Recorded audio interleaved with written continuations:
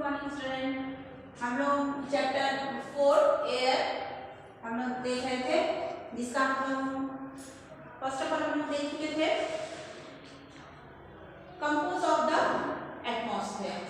Okay, compose of the atmosphere हम लोग देख चुका था और आज हम लोग देखेंगे पेज नंबर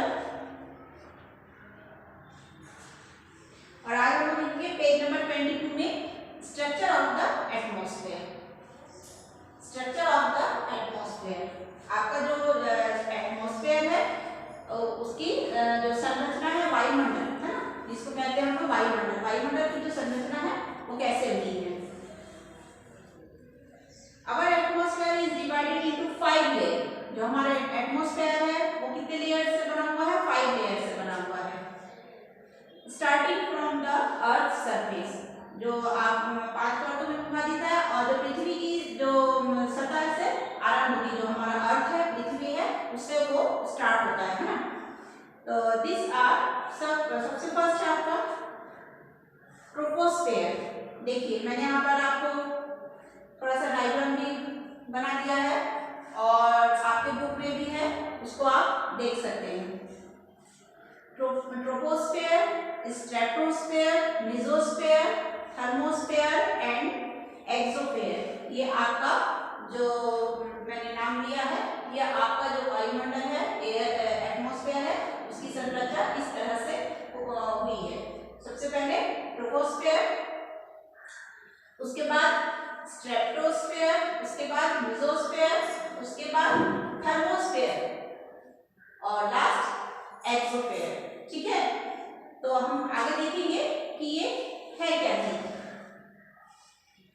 फर्स्ट है आपका ट्रोपोस्फेयर। ट्रोपोस्फेयर मतलब होता है क्षोभ मंडल, जिसको हम लोग हिंदी में बोलते हैं क्षोभ मंडल। This layer is the most important layer of the atmosphere. जो यह परत है जो एटमॉस्फेयर की सबसे महत्वपूर्ण लेयर है, और इसकी हाइट है, it's average height is 13 kilometre. ये क्या है आपका जो आपका ट्रोपोस्फेयर है, ये आपका क्या है 13 किलोमीटर इसकी हाइट है। The air we breathe exists here almost all the weather phenomena like rainfall, fog and thin storm occur in this layer। इससे क्या होता है, इससे जो आपका एटमॉस्फेयर है, इससे क्या, इसमें जो मौजूद एयर होता है, जिसमें हम लोग सांस लेते हैं, और जिसमें क्या है, एटमॉस्फेयर की लगभग घटनाएं, जैसे कि जितनी भी घटनाएं होती है, इसमें वर्षा होता है या फिर आपका कोहरा पड़ता है या फिर ओला बरसता है, जो भी इस टाइप की इसी परत के अंदर होती है। मतलब आपका देखते हैं ना, कभी आपका बिल्कुल कोहरा छा जाता है, तो कभी आपका क्या होता है, अचानक ओला बरसने लगता है।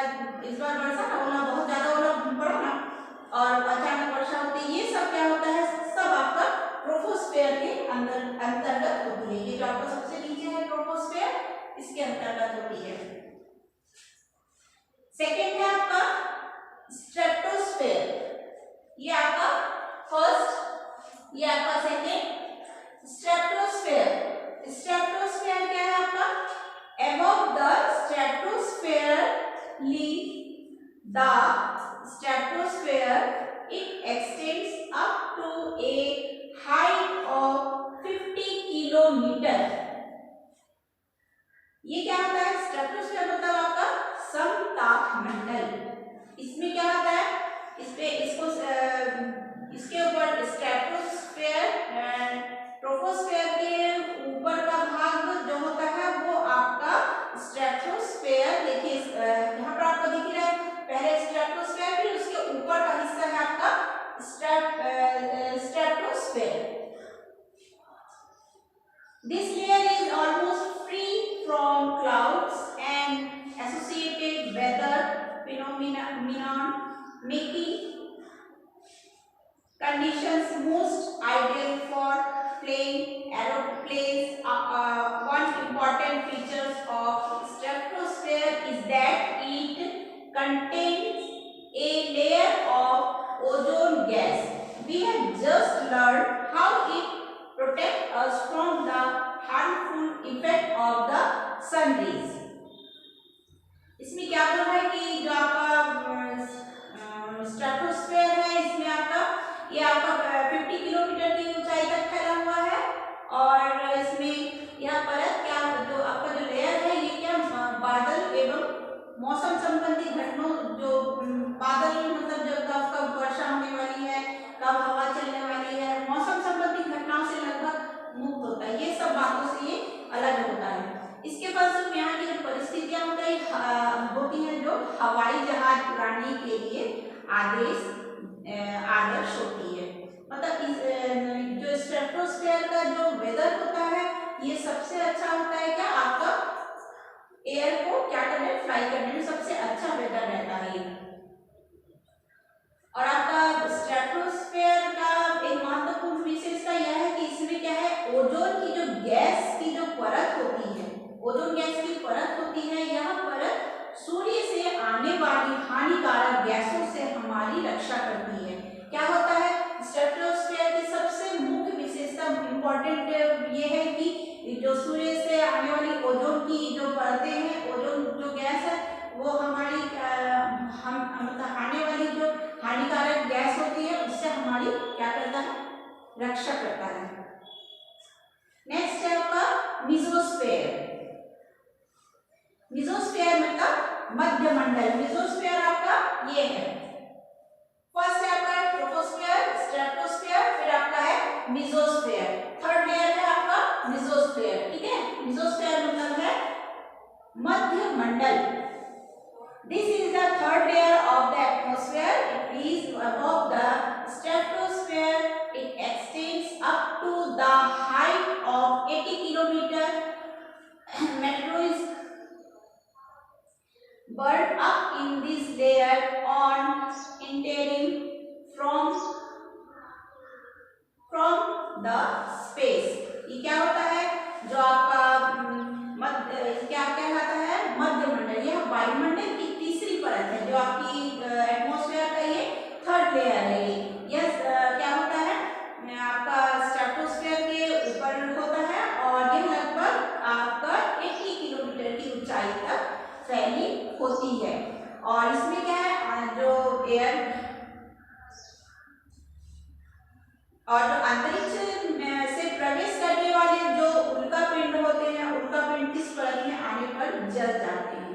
होता है ना, बहुत सारे अंतरिक्ष से कभी कभी कुछ उल्का पिंड या फिर कुछ वहां से आते हैं, तो क्या होता है, अगर इस लेयर में मेसोस्फेयर के अंतर्गत आता है तो वो क्या हो जाता है, उसमें वह जल जाता है। ठीक है, नेक्स्ट है आपका थर्मोस्फेयर। नेक्स्ट है आपका ये थर्मोस्फेयर। ओके,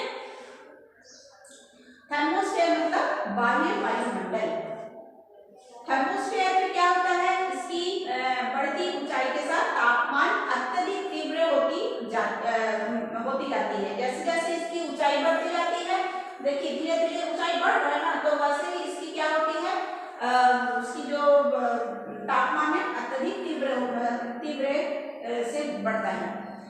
और इसमें इस मंडल में क्या होता है, इस लेयर का एक भाग है, यह 80 से 400 किलोमीटर तक फैला रहता है। 80 से 400 किलोमीटर तक फैला है। और आपका रेडियो संचार, इसमें क्या है, it extends between 80 to 400 kilometre. This layer helps in radio thermovision. In fact, radio waves transmitted from the earth are reflected back to the earth by this layer. इसमें क्या होता है, जो रेडियो संचार होता है, रेडियो सुनते हैं ना, रेडियो संचार होता है, तो उसके लिए यह परत का उपयोग होता है। वास्तव में यह क्या होता है, पृथ्वी से प्रसारित रेडियो तरंगें इस परत द्वारा पुनः पृथ्वी पर परावर्तित कर दी जाती है। उसके बाद आपका लास्ट देखेंगे एक्सोस्फेयर। ये आपका last layer exosphere. Exosphere, the uppermost layer of the atmosphere, is now the uppermost layer of the atmosphere is known as exosphere. क्या होता है ये आपका एक्सोस्फेयर मतलब बहिर्मंडल। यह वायुमंडल की सबसे ऊपरी परत को, जो सबसे ऊपर का जो परत है उसको हम लोग बहिर्मंडल कहते हैं। यह क्या होता है, नाम से जाना जाता है। और आपका this layer has very thin air. इसमें क्या होता है, बहुत ज्यादा जो एयर होती है उसकी जो एयर की जो पतली परत होती है, जो मतलब जो मतलब हाइट बढ़ता जाता है तो वो चीज कम होता जाता है, तो क्या होता है उसकी जो परत होती है एकदम पतली होती है। This layer has very thin air, light gas like helium and hydrogen float into the space from here। इसमें क्या होता है, जो हल्की गैसें होती हैं जैसे हीलियम और हाइड्रोजन। हीलियम और हाइड्रोजन क्या है, सबसे ज्यादा हल्की गैस होती है। यही से अंतरिक्ष में तैरती रहती है। हीलियम और हाइड्रोजन क्या है, यहाँ से क्या होता है, ये आपका इसमें एटमॉस्फेयर इस परत के उसमें आप अंतर्गत उसमें वो तैरती रहती है। सो स्टूडेंट, आज के लिए इतना ही काफी है। आप लोग इसको देखिए और खुद भी रीडिंग कीजिए, घर में रीडिंग करके इसको समझने की कोशिश कीजिए। फिर हम नेक्स्ट क्लास में वेदर एंड क्लाइमेट